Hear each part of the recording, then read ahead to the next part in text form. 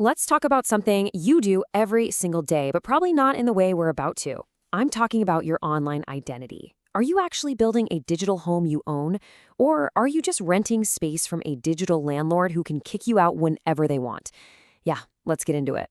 So I'm going to start with a number, $500,000. What do you think that is in the digital world? A startup's funding? A marketing budget for some huge company? Nope, it's actually way more personal than that.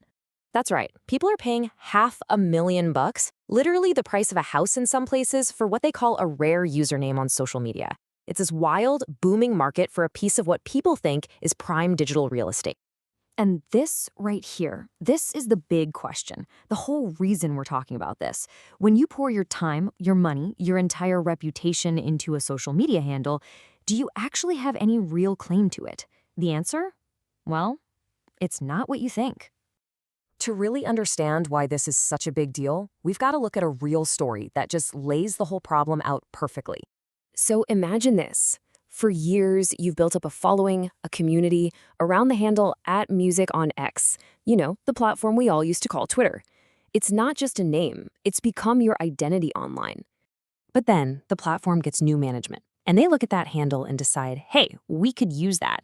They wanted it for themselves. And because, well, it's their playground, they pretty much have the power to do whatever they want.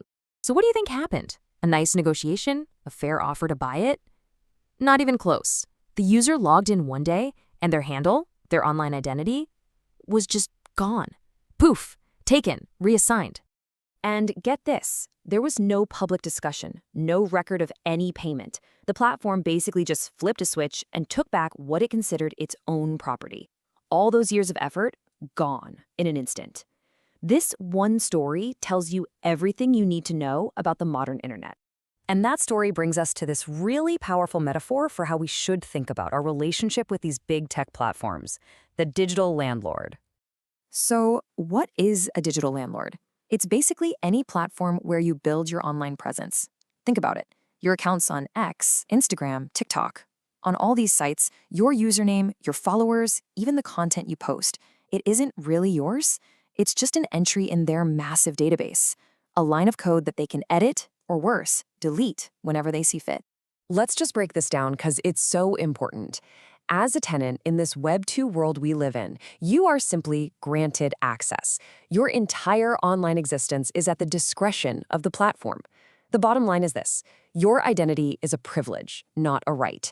The ideal, on the other hand, is true ownership, where you have the control and you know for certain that your identity is safe. This quote just nails it. Think about it.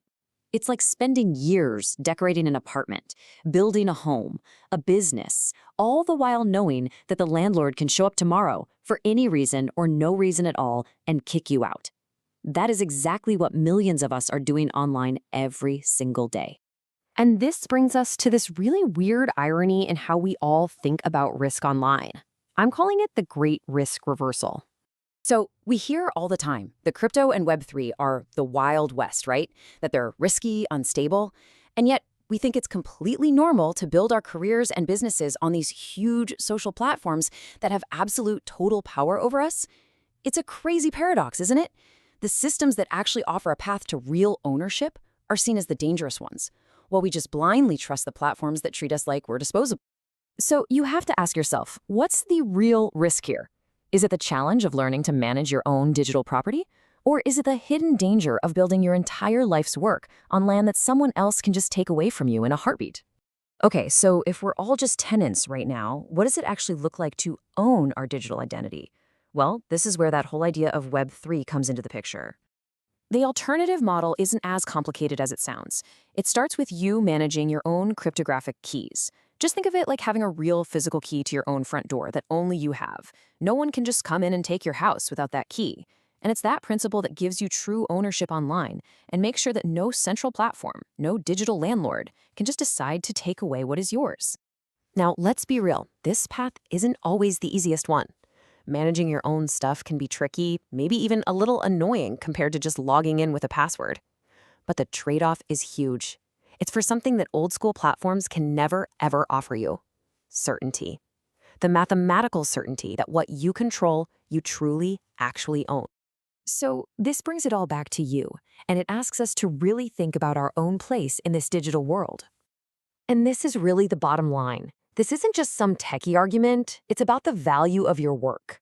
True digital ownership means the brand you build, the community you create, all the value you put out into the world, it actually belongs to you, not to the company whose servers you happen to be using today. So, as you go about your day, posting, creating, connecting online, it's worth asking yourself this final question. Are you building something that is truly yours, or are you just a tenant, living day to day, hoping the landlord doesn't decide to change the locks? The answer is going to define the future of the internet for all of us. Are we going to build a world of owners, or are we going to stay tenants in someone else's digital kingdom?